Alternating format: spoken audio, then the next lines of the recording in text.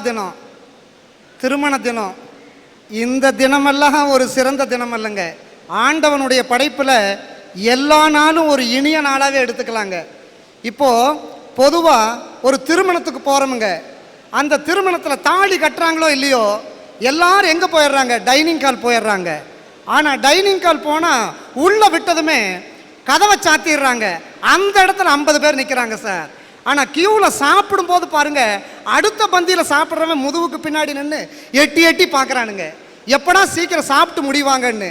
நம்ம கவிஞன் ஒருத்தன் பாடி வச்சான், கல்யாண சமையல் சாதம் காய்கறிகளும் பிரமாதம், இந்த கௌரவ பிரசாதம் இதுவே எனக்கு போதும். இப்படி அந்த கல்யாண வீட்டில் வயிறார சாப்பிட்ற எல்லா நாளும் ஒரு இனிய நாள் தான் சார். ஆனால் நம்ம மக்கள் சாப்பிட்றதுக்காகவே எத்தனை வகையான உணவை கண்டுபிடிச்சு கொடுத்துருக்காங்க பாருங்க. டீ, காபி, பீடி, சிகரெட்டு, வெத்தலை பாக்கு, இட்லி, தோசை, ரோஸ்ட்டு, புரோட்டா, வெண்பொங்கல், பூரி செட்டு, வடை, போண்டா, பஜ்ஜி, மெதுப்பக்க வடை, ஆம வடை, உளுந்து வடை, தயிர் வடை, காராச்சேவு, காராபூந்தி, பாதுஷா, அல்வா, லட்டு, ஜிலேபி, மைசூர்பா, பால்கோவா பண்ணு, பச்சரி சாப்பாடு, சாம்பூசணிக்காய் கூட்டு, கடலைப்பருப்பு, தயிர், மோர், நெய், ஊறுகாய், உப்பு, பப்படம், அப்பளம், கேரட் பல், பீன்ஸ் பல், கொத்தவரங்காய் பல், முருங்காய் பொரியல், மா, பழம், வாழை, அகத்துக்கீரை, அரைக்கீரை, சிரிக்கீரை, வெந்தயக்கீரை, மணத்தக்காளி கீரை, ஆட்டுக்கறி, மாட்டுக்கறி, கோழிக்கறி, கொக்கறி, மீன்கறி, எறும்புக்கறி, பன்னிக்கறி, தயிர் சாதம், தக்காளி சாதம், புளி சாதம், வெந்தய சாதம், மல்லி சாதம், கீரை சாதம், சாம்பார் சாதம், சில்லி சிக்கன், சில்லி மஞ்சள், chicken biryani, mutton biryani, cola, kuska, கம்சப், பேண்டா, வெண்ணிலா ஐஸ்கிரீம், சம்பார் ரவை, கோதுமை ரவை, பட்டை ரவை, chilli tandoori, chilli Manchurian, chilli parotta, kothu parotta, முட்டை parotta, chilli idli, chilli 65, ginger chicken, சோள தோசை, கம்பு dosa, ragi dosa, naan, parotta, fried rice, kheer meals, omelette, half boil, full boil, adai, rava dosa, onion dosa, மசால் தோசை, குடிப்பணியார, சந்தகை, எலுமிச்சம் சேவை, தக்காளி சேவை, ஆப்பம், இடியாப்பம், கொலா புட்டு, சுண்டல் குழம்பு, கார குழம்பு, வெந்தய குழம்பு, எண்ணெய் கத்திரிக்காய் குழம்பு, மணத்தக்காளி குழம்பு, ரோஸ் மில்க், ஜவ்வரிசி பாயாசம், ரஸ்னா, பாதாமி பால், பாதாமிக்கு,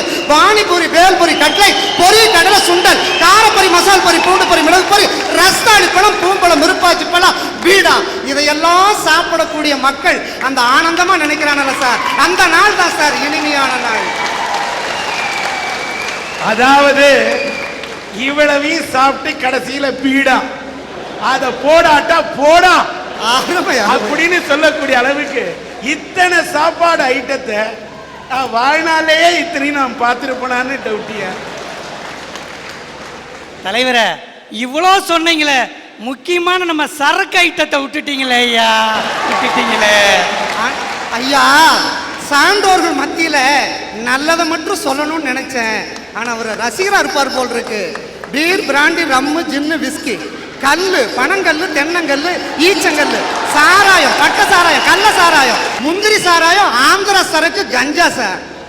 ஐயா நீங்க தான் பெரிய குடிமகன் ஐயா. அப்படி ஐயா, அவரு சொல்ற மாதிரி அந்த குடிமகன் நான் அல்ல. நான் தமிழ்நாட்டில் படித்து தமிழை கற்ற தமிழ் குடிமகன்.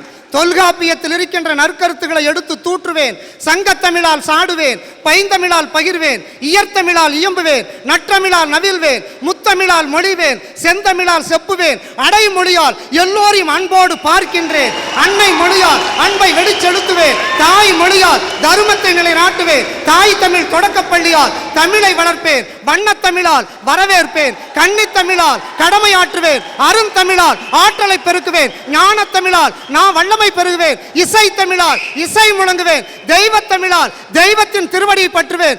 முத்தமிழ் என்று சொல்லக்கூடிய இயல், இசை, நாடகம் என்ற முத்தமிழ் எப்படி இனிமை சேர்க்கின்றதோ அதுபோல எல்லா மக்களும் வாழ்வது ஒரு இனிமையான நாளே என்று சொல்லுகிறேன். நன்றி. சங்கத்தமிழை, தங்கத்தமிழை, எங்கத்தமிழை இந்த மேடையில் முழங்கிய தமிழ் குடிமகனே நீ வாழ்க.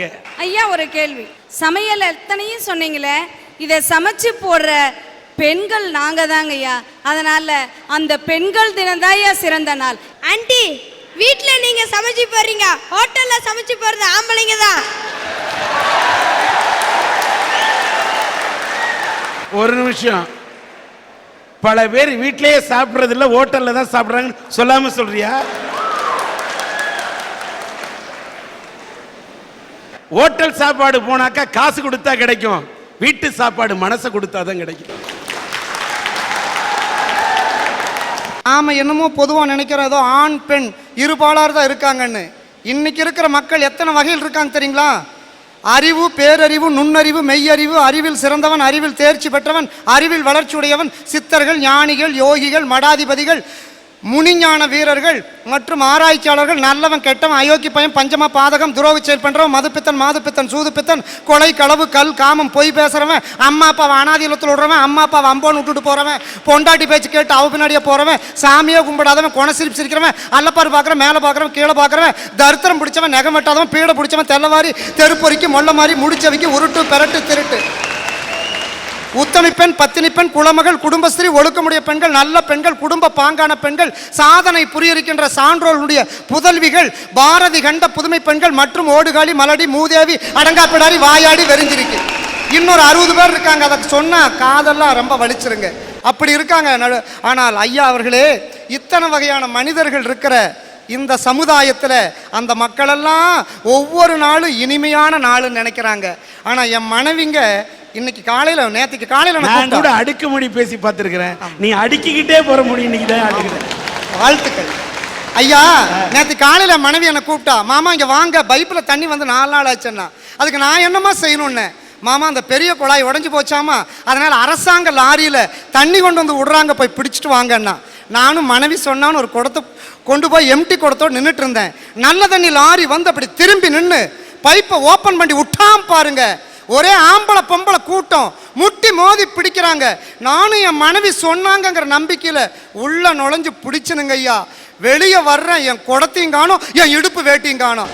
பேந்த முடிச்சுட்டு போய் என் மனைவி முன்னாடி நின்ன. என் மனைவி சனியனை, நீ எல்லாம் எனக்கு வந்து வாழ்க்கப்பட்டு தொலைஞ்சன்னு அப்படி புடவை எடுத்து இடுப்புல சொருவின. என் மனைவி அந்த நல்ல தண்ணி லாரி நோக்கி ஓடுனாங்க. என்ன குடம் கூட இல்லாம ஓடுறாளேன்னு நானும் பின்னாடியே ஓடினேன். போன வேகத்துல மனைவி என்ன செஞ்சா தெரியுங்களா, மழன்னு அந்த நல்ல தண்ணி லாரி கூட்டத்துக்குள்ள நுழைஞ்சு 2 குடம் தண்ணீர் பரபரன்னு இது மாதிரி 6 வேட்டி உருவிட்டு வந்தாங்க. அப்படி உருவன வேட்டி 22 நீளம் போட்டு காஞ்சிட்டு இருங்க பாருங்க. என் மனைவிக்கு 2 குடம் தண்ணீர், இனிமையான நாள். எனக்கு 22 வேட்டி கிடைச்சதுங்க. அதைத்தானுங்க நான் இனிமையான நாளுன்னு சொல்றேன் ஐயா அவர்களே. ஆனா பாருங்க, என் மனைவி என்னை பார்த்து ஒரு பாட்டு பாடுவா.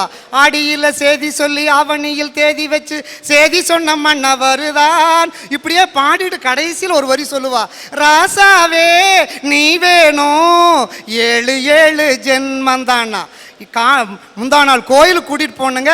அர்ச்சகர் திருநீர், சந்தனம், குங்குமம் கொடுத்தார். நான் அழகா எடுத்து நெத்தியில பூசிட்டேன்.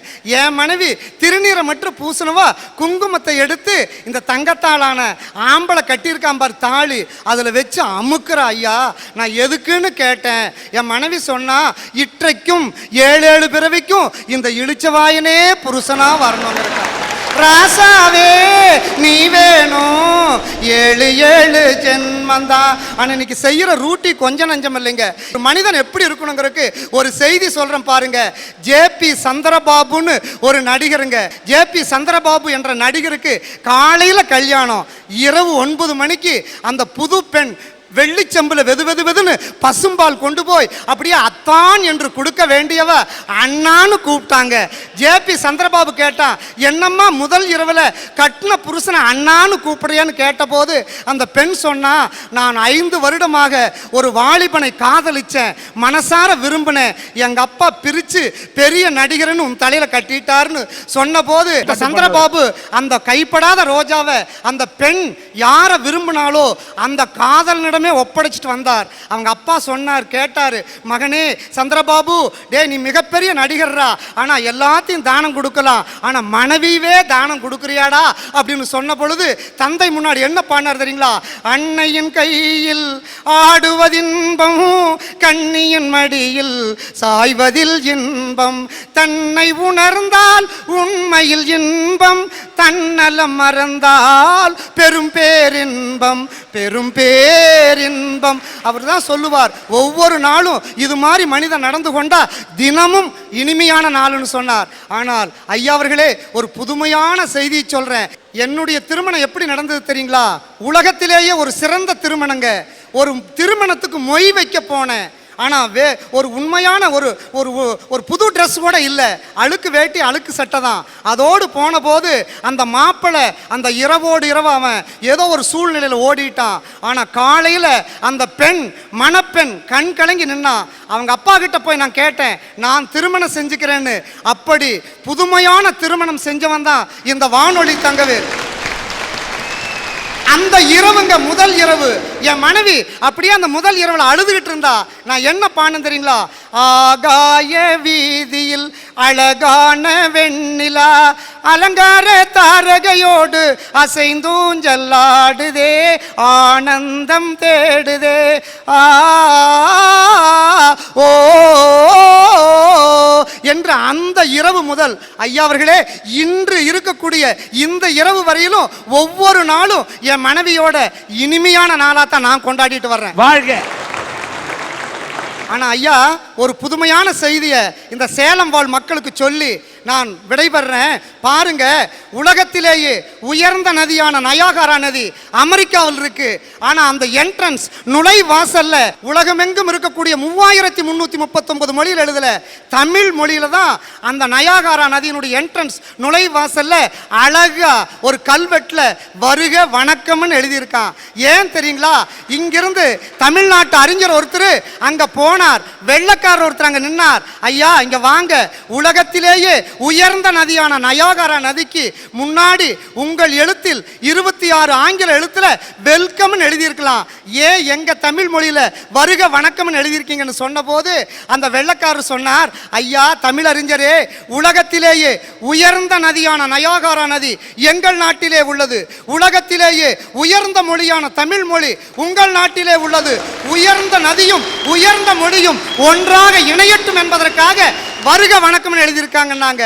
அப்படிப்பட்ட உலகமெங்கும் இருக்கக்கூடிய தமிழ் நெஞ்சங்கள், தமிழ் சான்றோர்கள், அந்த தமிழ் தாங்கிய நெஞ்சங்கள் மற்றும் உலகத்தில் இருக்கக்கூடிய அத்துணை மக்களும் ஆணும் பெண்ணும் எல்லோரும் பல்லாண்டு வாழட்டும் என்று சொல்லி வானிதழ், ஒன்சங்காந்தன், ஆம்பல், அனிச்சம், தன்கைய குவளை, குறிஞ்சி, வெட்சி, செங்கோடுவேரி, தேமா, மணிச்சிகை, உருதுநாறு, அவிழ்கொத்து, உந்துள், கூவிலம், எரிபுரை எருளம், சுள்ளி, கூவிரம், வடவனம், வாகை, வான் பூங்குடசம், எருவை, செருவிலை, மணிப்பூங்கருவிலை, பைனி, வாணி, பல்லினர் குரவம், பசும்பிடி, வகுலம், பல்லினர் காயா, விரிமலர் ஆவிரை, வேரல், சூரல், குருயி புளை, குறுநருங்கண்ணி, குறுகிளை, மருதம், விரிப்பூங்கோங்கம், போங்கம், திலகம், தேங்கமிழ் பாதிரி, செருந்தி, அதிரல், பெருந்தன் சண்பகம், கரந்தை, குளவி, கடிக்கமல் களிமா, தில்லை, பாலை, கல்லுவர் முல்லை, புள்ளை, பிடவம், சிறுமாரோடம், வாழை, வள்ளி, நீள் நல்லைதல், தாளை, தலவம், முள்தாட்டாமரை, ஞாழல், மவ்வல், நருந்தன் கோவிடி, சேடல், செம்மல், சிறு செங்குரளி,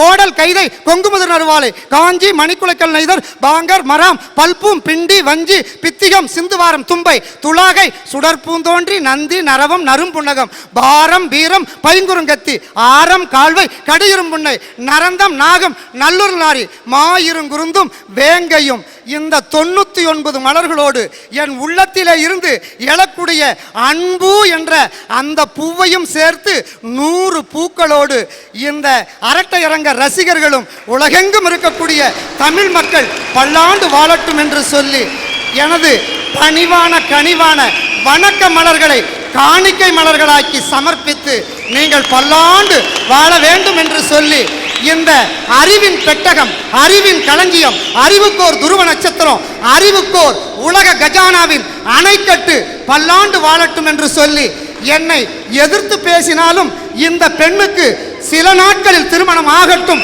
என்று வாழ்த்து உங்களிடமிருந்து விடைபெறுகிறேன். வாய்ப்புக்கு நன்றி நன்றி நன்றி நன்றி. வாழ்த்துக்கள். இந்த கனிமொழி, கவிமொழி, கண்ணல் மொழி, காவிய மொழி, தென்மொழி, தேன்மொழி, தெவிட்டாமொழி, தேயாமொழி, என்னுடைய சங்கத்தமிழ் தங்கத்தமிழ் கொண்டு சிங்கத்தமிழனாக உரையாற்றிய தங்கவேலே, நீ வாழ்க வாழ்க. அஸ்வினி, பரணி, கிருத்திகை, ரோகிணி, மிருகசித்தம், திருவாதிரை, புனர்பூசம், பூசம், மாயில்யம், மகம், உத்திரம், அத்தம், சித்திரை, சுவாதி, விசாகம், அனிச்சம், கேட்டை, மூலம், பூராடம், உத்திராடம், திருவோணம், அவிட்டம், சதயம், பூரட்டாதி, உத்திரட்டாதி, ரேவதி என்று அத்தனை 27 நட்சத்திரங்களையும் பாராயணம் செய்து மேஷம், ரிஷபம், மிதுனம், கடகம், சிம்மம், கன்னி, துலாம், விருச்சிகம், தனுசு, மகரம், கும்பம், மீனம் என்று 12 ராசிகளையும் கத்தறிந்து பாரப்பா பகலவனும் தனிசை பாம்பு ரெண்டும் பகருகின்ற என்ற இக்கோள்கள் ஆறில் நிற்க கூறப்பா குமரனவனை கண்டால் குவளையத்தில் புலி கண்ட பொத்து போல் ஆவர் என்று என்னுடைய புலிப்பாணி பாடினானே. அத்தனை கோள்களை பற்றி படித்த நான் என்னுடைய தமிழ், என்னுடைய செவ்வாயை, என்னுடைய தமிழ் தாயை போற்றிய உன்னுடைய இதழ் வாழ்க என்று இந்த ரோஜா இதழ் கொண்டு வாழ்த்துகிறேன்.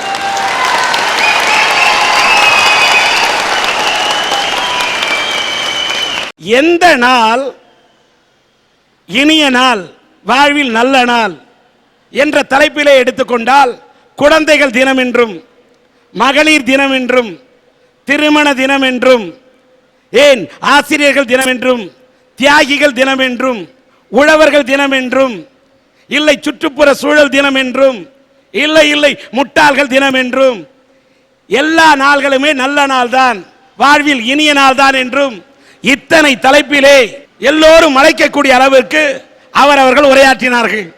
இத்தனை தினம் சொன்னார்கள். இவர்கள் எல்லாம் தினத்தை பார்த்தார்கள். ஆனால் நான் எதை பார்க்கிறேன் என்று சொன்னால் மனிதனின் மனத்தை மட்டும்தான் பார்க்கிறேன். மனத்தை வைத்துத்தான் தினத்தை தீர்மானிக்க வேண்டும்.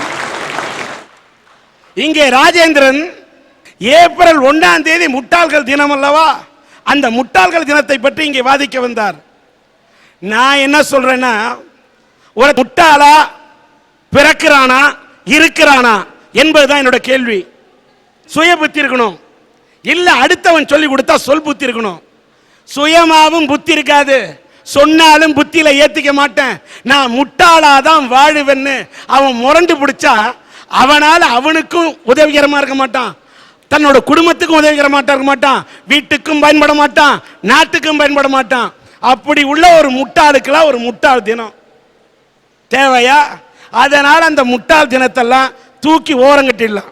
அடுத்த பார்த்தீங்கன்னா இந்த குழந்தைகள் தினம், இந்த சீமா போன்ற குழந்தைகள் பேசும்போது குழந்தைகள் தினத்தை கொண்டாடணும்னு எனக்கு ஆசைதான்.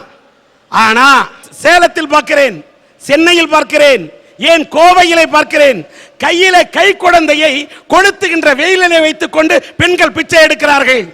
ஒரு தீவிரவாதி கடத்தும் போது ஒரு அப்பாவியை கையிலே கடத்தி வைத்துக் கொண்டு அவன் தீவிரவாதம் செய்கிறானே, அதை போல ஒரு குழந்தையை கொளுத்தும் வெயிலிலே வைத்துக் கொண்டு இந்த பிச்சை எடுக்கிறார்களே, இதை பார்க்கும் போது குழந்தைகள் தினமா கொண்டாட முடியுமா?